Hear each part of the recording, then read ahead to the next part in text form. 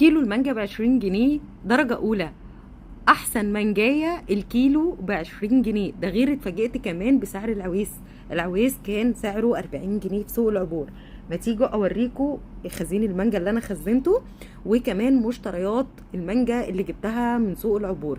لقيت السكري درجة أولى الكبيرة الواحدة ما شاء الله حجمها كبيرة وجامدة جدا، الكيلو ب20 جنيه. ولقيت كمان يا جماعة كل الفاكهة هناك رخيصة جدا، بس للأسف انت بتاخدي الكمية في الكرتونة مش بتاخدي بالكيلو. يعني تجمعي انت واخواتك واصحابك كده وتروحوا السوق تشتروا مثلا كرتونة كمثرى وتقسموها على بعض، تشتروا كرتونة مانجا وتقسموها على بعض. رحت بقى جبت كراتين المانجا اللي انا خزنها، وانا بعشق المانجا عشان انا اسماعيلاويه اصلا، وجبت مانجا اسماعيلاوي من سوق العبور. ما شاء الله السوق هناك جمله الجمله يا بنات. رحت جبت بقى الكراتين اللي انا عايزاها، وبدات اطلعها من الكرتونه كده. ما شاء الله ما لقيتش واحده فيها بايظه، وجبت الكيلو ب20 جنيه